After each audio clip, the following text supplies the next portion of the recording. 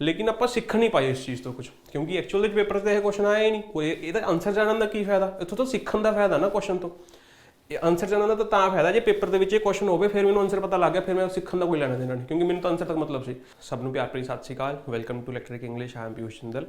अज आप फिर दोबारा एक इंग्लिश का सैट डिस्कस करने जा रहे हैं जी। जूनीयर ट्रांसफर के जोड़े पेपर हुए थे, आप 2 सैट डिस्कस कर चुके हैं, वो दोवें इलैक्ट्रिकल से।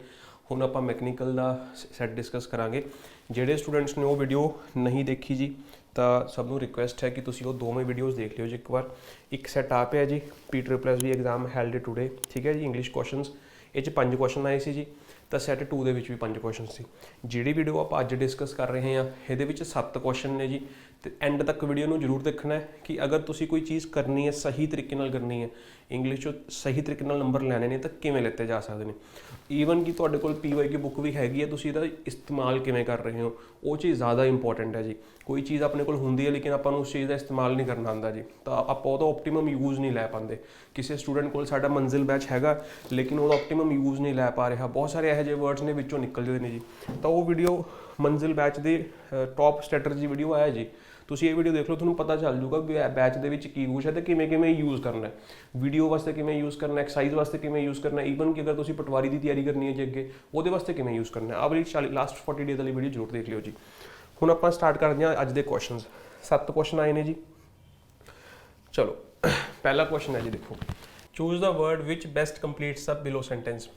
आप एक वर्ड चूज करना है ਜਿਹੜਾ ਇਸ ਫਿਲਿੰਗ ਦੀ ਬਲੈਂਕ ਚਾਹੂਗਾ ਜੀ। ਕੁਐਸਚਨ ਨੂੰ ਪੜ੍ਹਦੇ ਹਾਂ। The children want go to sleep blank we leave a light on outside there bedroom. ਠੀਕ ਹੈ, ਤੁਸੀਂ ਸੈਂਟੈਂਸ ਪੜ੍ਹ ਲਿਆ ਜੀ, ਕੁਛ ਨਾ ਕੁਛ ਤੁਹਾਨੂੰ ਸਮਝ ਆਇਆ ਹੋਊਗਾ, ਬਾਕੀ ਮੈਂ ਸਮਝਾਉਣ ਦੀ ਕੋਸ਼ਿਸ਼ ਕਰਦਾ। ਵਾਂਟ ਦਾ ਮਤਲਬ ਹੁੰਦਾ ਜੀ ਵਿਲ ਨਾਟ, ਹੈ ਨਾ। ਤਾਂ ਉਹ ਜਨਰਲੀ ਇੱਕ ਆਪਾਂ ਨੂੰ ਇੰਨੀ ਗੱਲ ਸਮਝ ਆ ਗਈ ਵੀ ਜਵਾਕ ਸੌਂਦੇ ਨਹੀਂ ਹੈਗੇ ਜਦੋਂ ਤੱਕ ਆਪਾਂ ਆਹ ਕੰਮ ਨਹੀਂ ਕਰਦੇ, ਹੈ ਨਾ। ਤਾਂ ਜਦੋਂ ਤੱਕ ਦਾ ਮਤਲਬ ਕੀ ਹੈ ਕਿ ਆਪਾਂ ਇਹ ਇੱਕ ਕੰਡੀਸ਼ਨ ਹੋਗੀ, ਇਹ ਕੀ ਹੋਗੀ, ਕੰਡੀਸ਼ਨ ਹੋਗੀ ਕਿਸ ਦੇ ਲਈ, ਇਹਦੇ ਲਈ। तो यह आप कह ली कंडीशन होगी जी। अगर यह कंडीशन एग्जीक्यूट होगी तो ही ये रिजल्ट मिलूगा अपन, ठीक है। चलो इन्नी गल अपन समझ आ गई, तो आप डिटेल के सॉल्व करांगे। हो सकता भी इसके बेसिस से कोई होर क्वेश्चन आ जाए, तो कंजंक्शन बहुत घट स्टूडेंट्स ने पढ़िया होंगे, तो ध्यान समझो कल्ले कल्ले वर्ड में। सब तो पहले आप गल करते हैं एक्सैप्ट। एक्सैप्ट 2 वजह नाल गलत है जी। एक्सैप्ट पहला तो टैक्नीकली गलत है, क्योंकि एक्सैप्ट एक प्रेपोजिशन होंगी है। प्रेपोजिशन का अपना एक ऑब्जेक्ट होंगे, ना कि वो बाद कोई क्लॉज लिखी जाती है। ये भी एक क्लॉज है, ये भी एक क्लॉज है। 2 क्लॉजेज को जोड़ने लिए एक कंजंक्शन चाहिए, ना कि प्रेपोजिशन चाहिए है। पहला रीजन ये हो गया जी गलत होने का। दूसरा कारण की है कि एक्सैप्ट का जो मीनिंग है कुछ होर होंगे। एक्सैप्ट का मीनिंग होंगे एक्सक्लूडिंग।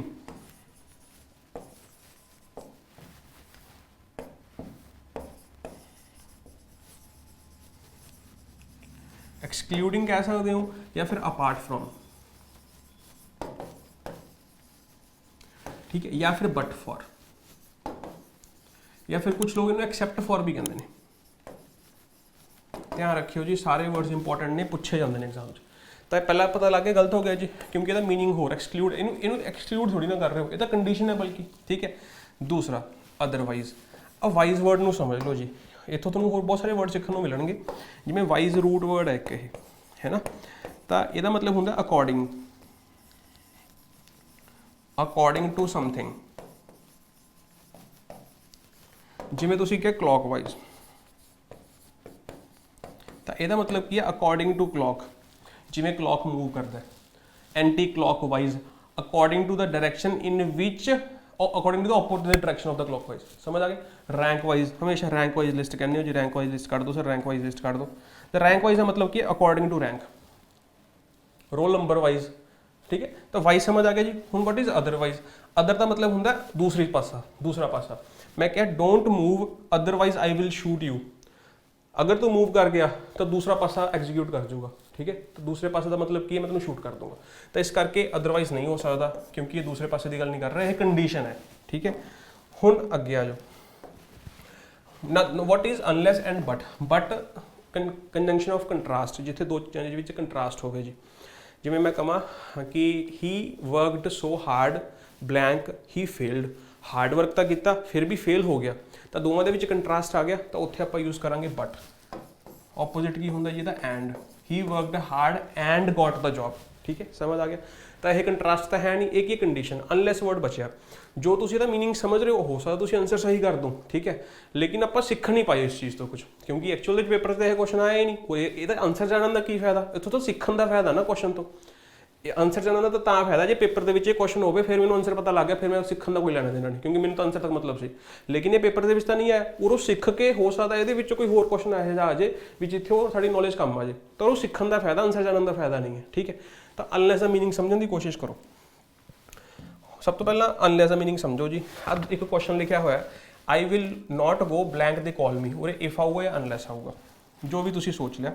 हूँ मैं तुम्हें समझाने की कोशिश करता हूँ। सपोज करो और इफ आ गया, ये तो सेंटेंस तुम देख ही लिया, और उरे अगर आप अनलैस लिख रहे हैं, अनलैस का मतलब एक्चुअल की होंगे इफ प्लस नॉट, तुम बहुत बार सुनिया होगा, लेकिन यदि एप्लीकेशन आप समझने की कोशिश करांगे। अनटिल का मतलब की होंगे, अनटिल का मतलब होंगे टिल प्लस नॉट, नॉट का की मतलब है समझियो। अगर आप और अनलैस लिखांगे तो की मतलब होगा इस सेंटेंस का,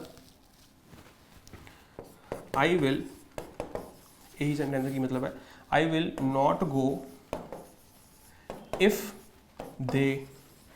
हूँ इफ प्लस नॉट, नॉट कि अगे लगू मेन वर्ब के अगे, अगर मेन वर्ब के अगे लगूगा तो डू डज यूज करना पऊगा, if they do not call me.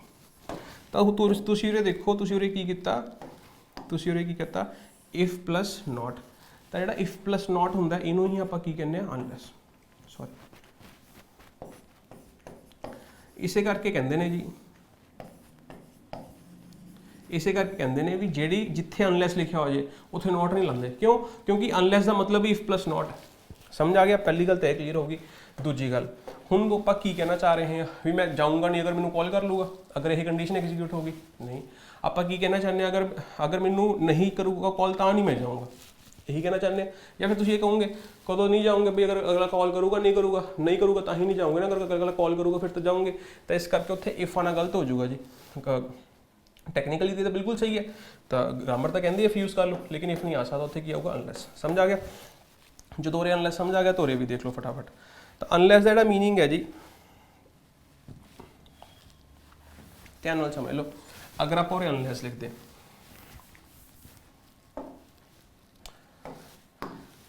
the children won't go to sleep if we do not leave a light there, देर का मतलब जो भी प्लेस होना। एक्चुअल की मतलब निकले सेंटेंस का कि जवाक उदों तक नहीं सोंदे जो तक असी बत्ती चलाते नहीं उन्होंने कमरे के बाहर, मतलब उन्होंने अंधेरे तो डर लगता है, जो ही बत्ती बंद करती उदों ही जवाक डर जाएंगे, नींद नहीं आनी। समझ आया सेंटेंस, गेटिंग द पॉइंट। तो यही मीनिंग है जी इफ प्लस नॉट, तो इस करके सही आंसर किया जाएगा जी सी। नेक्स्ट क्वेश्चन ध्यान देखते हैं फटाफट। Choose the most nearly opposite, opposite word देखना जी विल्ट का। विल्ट एक वर्ब होंगी है, विल्ट का मतलब की होंगे मुरझा जाना, ठीक है, किसी चीज़ का मुरझाना। जनरली ये वर्ड्स प्लांट्स या फ्लावर्स लिए यूज होंगे। जो प्लांट्स या flowers due to the lack of heat and light मुरझा जाते हैं, लिंप जिन्होंने कहने हैं,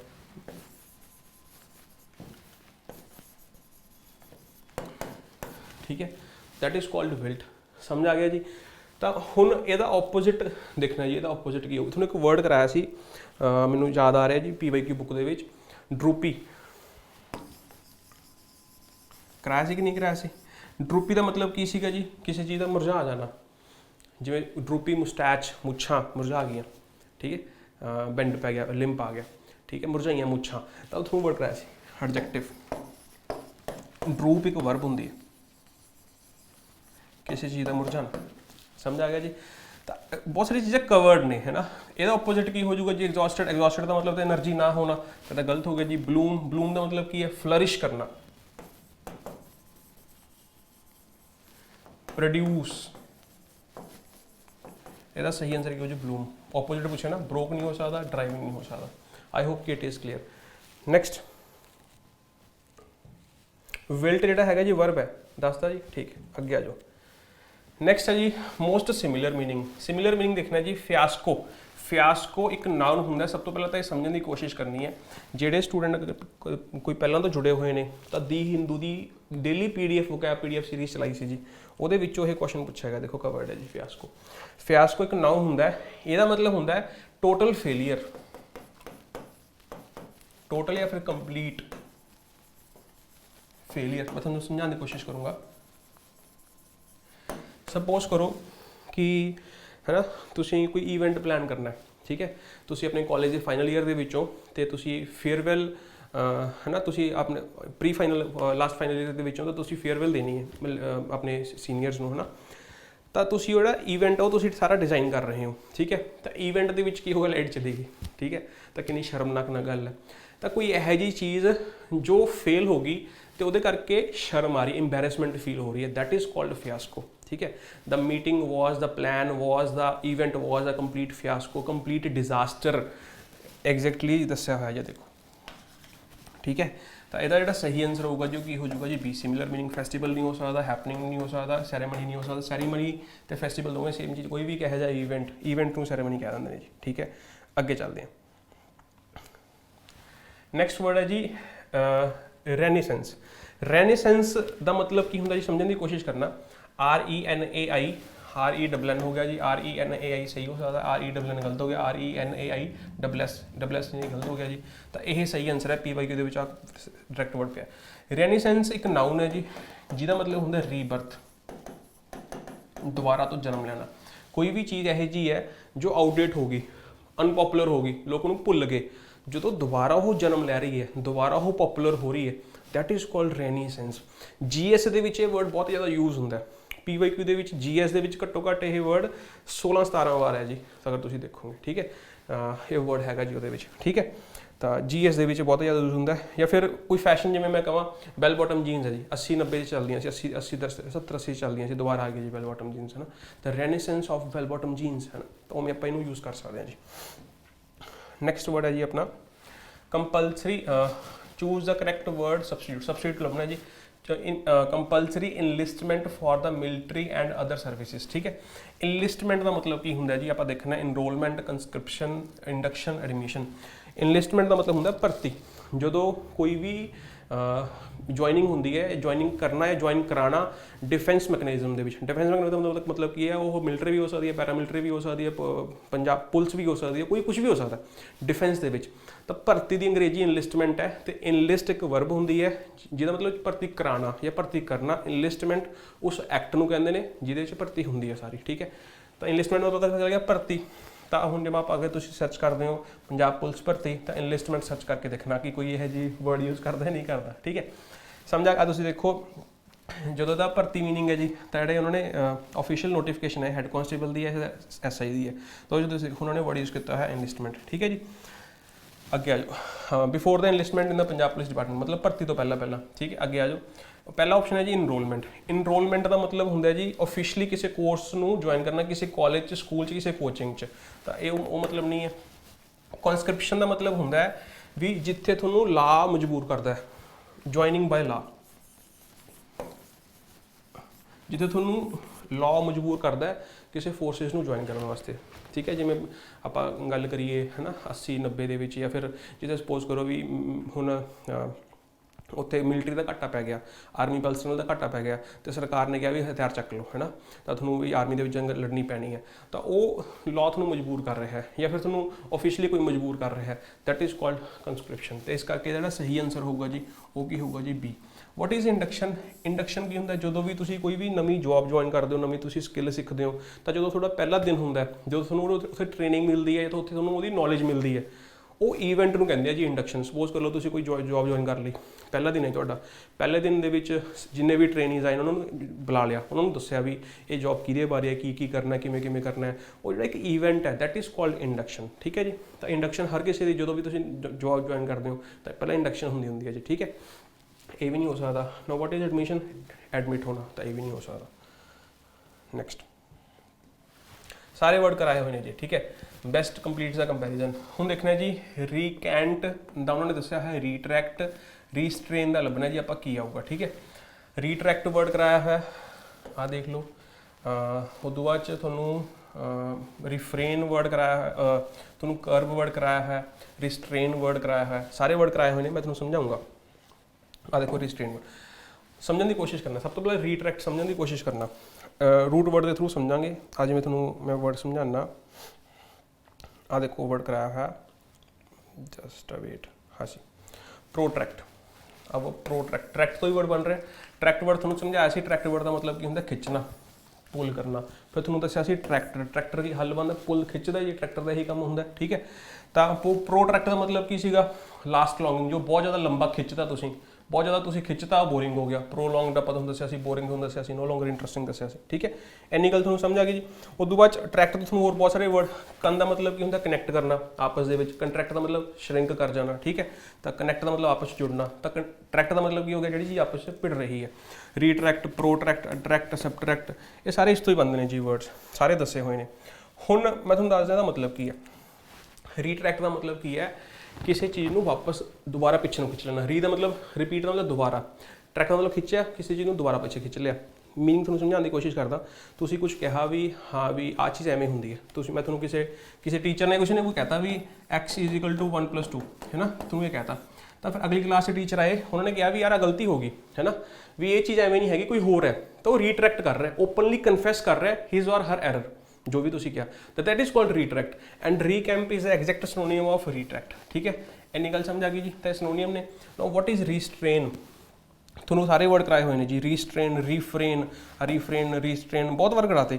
एक वर्ड होर होंगे अपस्टेन, यह कल ही कराया, कल वाली क्लास के अपस्टेन कराया, 577वां क्वेश्चन। तो अपस्टेन का रिस्ट्रेन, रीफ्रेन का की मतलब होंगे, ये भी दस देना जी। सब तो पहले लिखो रीस्ट्रेन, फिर लिखो रीफ्रेन, अपस्टेन। रीस्ट्रेन होंगे किसी को कोई काम करने तो रोकना, रीफ्रेन होंगे अपने आप को कुछ करने तो रोकना, अपस्टेन होंगे किसी ने कोई यह जी एक्टिविटी करने तो रोकना जिहड़ी कि उन्होंने फिजिकल या फिर मैंटली प्लैजर देंदी है, चाहे उन्होंने खान पीन तो है, चाहे घूमन फिरन तो है, चाहे कपड़िया तो है, चाहे इंटीमेसी तो है, किसी भी चीज़ तो है। That is called abstain. Abstain का मतलब होंगे वोट करने तो भी रोकना, यह भी मतलब होंगे जी, ठीक है। तो अपस्टेन, रिस्ट्रेन का मतलब की है किसी को लिमिट कर देना, किसी को फाइनाइट कर देना, फाइनाइट नॉन फाइनाइट तो आ वर्ड दसिया होगा जी, लिमिट करना, रिस्ट्रेन करना है ना। तो यह मतलब कि लिमिट कर देना। तो यह सही आंसर किया जो कर्व, बहुत बार ये तुहानू वर्ड दसदा, बहुत बार दसदा जी, कर मतलब लिमिट करना, ठीक है। इंटरटेन नहीं हो सकता, रीकेंट नहीं हो सकता। नो व्हाट इज फोरटेल, फोरटेल वर्ड भी आप डिस्कस कर लेने जी। ध्यान नाल तुसीं देखोगे, फोर का मतलब होंगे नैक्सट है ना, फ्यूचर, अपकमिंग, ठीक है जी। तो फोरटेल का मतलब क्या होंगे, भविष्यवाणी करनी, ठीक है, स्पैशली यूजिंग मैजिक पावर्स, समझ आ गया जी। तो फोर टेस्ट पंजाब पुलिस की क्लास के तुहानू वर्ड कराया है, फोर टेस्ट डिटेल पैसेज के कराया सी फोर टेस्ट। फोर टेस्ट का मतलब होंगे किसी चीज़ को तुसीं पहला ही एक्सपीरियंस कर लिया, तुसीं किते ट्रिप घूमन जाना है, तुसीं सपोज करो दुबई जाना है, तुसीं दुबई के अजकल ब्लॉग्स देख ले भी उत्थे जाके किहड़ी जगह किमें है, भी उत्थे जिहड़ी बुर्ज खलीफा है, किन्ने फ्लोर्स ने, किमें जाना है, तो उत्थे तुसीं पहले एक्सपीरियंस कर लिया, पहले ही तुसीं टेस्ट कर लिया, फोर टेस्ट, ठीक है। तो एम फोरटेल, फोरटेल का मतलब की है कोई स्टेटमेंट देनी भी तेरे नाल आ होगा बेस्ड ऑन मैजिक पावर्स, ठीक है जी। तो यही ये सिनोनिम होंगे प्रोफेसी, नोट कर लो, बहुत इंपॉर्टेंट वर्ड है। ये है सी नाल, एक होंगे एस नाल, ये वर्ब के मंजिल बैच के क्वेश्चन कराया हुआ है, ठीक है। तो प्रोफेसी सी वाला होंगे, नाउन होंगे जी, यह एक वर्ब होंगे, यदा मतलब भविष्यवाणी, फ्यूचर वाली, यदा मतलब भविष्यवाणी करना, जिमें तुसीं वर्ड पढ़ते हो एडवाइस, सी वाला की होंगे, नाउन होंगे, एस वाला की होंगे जी, वर्ब होंगे, ठीक है। उवें ही आ चीज़ है सेम, समझ आ गया जी। तो फोरटेल भी नहीं हो सकता, यदा सही आंसर भी हो जाएगा जी कर्व, ठीक है। अपस्टेन कराता अगे चलते नरेशन, नरेशन के क्वेश्चन पूछा जा रहा है, तुम दस चुके हैं जी। तो वधिया तरीके नाल तुसीं इहनूं प्रिपेयर करना है। Choose the best express the given sentence in direct speech. He said to her what a cold day. जो तुसीं ये व्हाट वर्ड यूज़ करते हो ना, व्हाट एक तो इंट्रोगेटिव प्रोनाउन होंगे है ना, व्हाट इज़ योर नेम, ठीक है। व्हाट एक रिलेटिव प्रोनाउन भी होंगे जी, है ना। तो व्हाट एक एक्सक्लामेशन भी होंगे, व्हाट ये क्या हो गया, व्हाट अ मैच। जो तुसीं सरप्राइज होंगे हो, sudden reaction, sudden reaction, sudden reaction is called exclamation. ਕਿਸੇ ਚੀਜ਼ ਨੂੰ ਐਕਸਕਲੇਮ ਕਰਨਾ ਮਤਲਬ ਕੀ ਹੈ, ਤੁਸੀਂ ਸਡਨਲੀ ਰਿਐਕਟ ਕਰ ਰਹੇ ਹੋ ਬਿਨਾਂ ਸੋਚ, ਇੰਪ੍ਰੋम्प्टू, ਬਿਨਾਂ ਸੋਚੇ ਸਮਝੇ, ਬਿਨਾਂ ਸੋਚੇ ਸਮਝੇ। ਬਿੱਲੀ ਆ ਗਈ ਉੱਥੋਂ, ਕੋਈ ਮੰਕੀ ਆ ਗਿਆ, ਛਾਲ ਮਾਰੀ, ਸੋਚ ਸਮਝ ਕੇ ਮਾਰੀ ਨਹੀਂ, that is called sudden reaction. ਸਮਝਾ ਗਿਆ? That is called exclaiming. ਤਾਂ ਹੁਣ ਉਹਨੇ ਐਕਸਕਲੇਮ ਕੀਤਾ ਤਾਂ ਇਸ ਕਰਕੇ ਟੋਲਡ ਵਰਬ ਤਾਂ ਵੈਸੇ ਹੀ ਗਲਤ ਹੋ ਗਿਆ ਜੀ। ਹੁਣ ਕਿ ਉਹ ਦੁੱਖ ਸੁਣਾ ਰਿਹਾ ਕਿ ਦੁੱਖ ਵਾਲਾ ਵਰਡ ਤਾਂ ਕੋਈ ਯੂਜ਼ ਕੀਤਾ ਨਹੀਂ, ਅਲਾਸ ਯੂਜ਼ ਕੀਤਾ ਨਹੀਂ, ਤਾਂ ਇਹ ਵੀ ਗਲਤ ਹੋ ਗਿਆ। ਹੁਣ ਉਰੇ ਉਹਨੇ ਐਕਸਕਲੇਮ ਕੀਤਾ, ਇਹ ਕਹਿੰਦਾ it is a cold day, it is a very cold day. ਕਿੱਥੇ ਉਹ ਜ਼ਿਆਦਾ ਇੰਟੈਂਸ ਹੈ, it is a cold day, it is a very cold day, it is a very cold day, ਕਿਉਂਕਿ ਉੱਥੇ ਉਹ ਅਗਰੈਸਿਵ ਹੈ, ਉੱਥੇ ਉਹ ਇੰਟੈਂਸ ਹੈ। ਤਾਂ ਇਸ ਕਰਕੇ ਸਹੀ ਆਂਸਰ ਕੀ ਹੋ ਜਾਊਗਾ ਜੀ? It is a cold day तो नॉर्मली कहता है ना, हाँ, it is a very cold day, तो यू आर एक्सक्लेमिंग हियर। समझ आ गई? I hope you got it. And भाई थोड़ा मैं दस चुके हैं जी, ਜਿਹੜੇ ਮੰਜ਼ਿਲ ਬੈਚ ਸਟੂਡੈਂਟਸ ਕਰਨਾ ਚਾਹੁੰਦੇ ਨੇ, ਜਿਹੜੇ ਵੀ ਆ ਤੁਹਾਨੂੰ ਸੋਲੂਸ਼ਨ ਸਲੈਸ਼ਨ ਜਿਹੜੇ ਵੀ ਆ ਸਾਰੇ ਹੈਗੇ ਨੇ ਜੀ, ਠੀਕ ਹੈ। ਜਿਹੜੀਆਂ ਵੀ ਚੀਜ਼ਾਂ ਸਾਰੀਆਂ ਕਰਾਈਆਂ ਜਾ ਰਹੀਆਂ ਨੇ ਇਹ ਸਾਰੀਆਂ ਬੈਚ ਦੇ ਵਿੱਚ ਇੰਕਲੂਡਡ ਨੇ, ਠੀਕ ਹੈ। ਗ੍ਰਾਮਰ ਤਾਂ 0 ਤੋਂ ਲੈ ਕੇ ਐਗਜ਼ਾਮ ਤੱਕ ਹੋਊਗੀ, ਪਲੱਸ ਜਿਹੜਾ ਇੰਗਲਿਸ਼ ਸੋਲੂਸ਼ਨ ਦਾ ਬੈਚ ਹੈ ਇਹ ਵੀ ਵਿੱਚ ਇੰਕਲੂਡਡ ਹੈ ਜੀ, ਸਾਰਾ ਕੁਝ, ਠੀਕ ਹੈ। ਇਹ ਜਿਹੜੇ ਸਟੂਡੈਂਟਸ ਹੁਣ ਦੇਖੋ ਪਟਵਾਰੀ ਦੀ ਤੁਸੀਂ ਤਿਆਰੀ ਕਰਨੀ ਹੈ ਨਾ, ਪਟਵਾਰੀ ਆ ਰਿਹਾ ਹੈ, ਪਟਵਾਰੀ ਵਾਸਤੇ ਤਾਂ ਸ਼ੁਰੂ ਕਰੋਗੇ ਤਾਂ ਉਹ ਕਿਉਂ ਫਿਰ ਆਪਾਂ ਐਕਸਾਈਜ਼ ਤੱਕ ਤਾਂ ਵੇਟ ਕਰੀਏ, ਕਿਉਂ ਵੇਟ ਕਰੀਏ ਹੈ ਨਾ। ਤਾਂ ਤੁਸੀਂ ਪਹਿਲਾਂ ਸ਼ੁਰੂ ਕਰ ਸਕਦੇ, ਅਗਰ ਤੁਸੀਂ ਨਹੀਂ ਕੀਤੀ ਕਿਤੋਂ ਤਾਂ ਤੁਸੀਂ ਸ਼ੁਰੂ ਕਰ ਲਓ, ਵਧੀਆ ਰਹੋਗੇ। ਪਟਵਾਰੀ ਦੀ ਤਿਆਰੀ ਵੀ ਨਾਲ ਨਾਲ ਤੁਹਾਨੂੰ ਐਕਸਾਈਜ਼ ਵੀਡੀਓ ਕਲਰਕ ਦੇ ਵਿੱਚ ਬਹੁਤ ਜ਼ਿਆਦਾ ਹੈਲਪ ਮਿਲੂਗੀ। ਵੈਸੇ ਜਿਹੜੀ ਇਹਦੀ ਫੀਸ ਹੈ ਜੀ 2500 ਹੈ, ਲੇਕਿਨ ਹੁਣ ਕੰਪਲੀਟ ਕੋਰਸ ਜਿਹੜਾ ਹੈਗਾ ਜੀ 1100 ਦੇ ਵਿੱਚ ਦੇ ਰਹੇ ਹਾਂ। ਕਿਸੇ ਸਟੂਡੈਂਟ ਦੀ ਕੋਈ ਹੋਰ ਕੁਐਰੀ ਹੋਊਗੀ ਤਾਂ ਪੁੱਛ ਸਕਦਾ। ਇੱਕ ਵਾਰੀ ਤੁਸੀਂ ਜਿਹੜੀ ਆ ਵੀਡੀਓ ਹੈ ਜੀ 40 ਡੇਜ਼, ਇਹ 'ਚ ਕੰਪਲੀਟ ਡਿਟੇਲ ਦਿੱਤੀ ਹੋਈ ਹੈ ਬੈਚ ਬਾਰੇ, ਕੰਪਲੀਟ ਡਿਟੇਲ ਹੈ ਵੀ ਕੀ ਕੁਛ ਹੋਊਗਾ, ਕਿਵੇਂ ਤੁਸੀਂ ਤਿਆਰੀ ਕਰਨੀ ਹੈ। ਤੁਸੀਂ ਇਹ ਵੀਡੀਓ ਨੂੰ ਜ਼ਰੂਰ ਦੇਖ ਲਿਓ ਜੀ ਪਹਿਲਾਂ। ਕੋਈ ਹੋਰ ਇਨਫੋਰਮੇਸ਼ਨ ਚਾਹੀਦੀ ਹੈ ਤੁਸੀਂ ਨੀਚੇ ਕਮੈਂਟ ਕਰ ਸਕਦੇ ਹੋ। We shall try to help you as much as possible. This is ਪਿਜਨਲ signing off. Bye, all the best.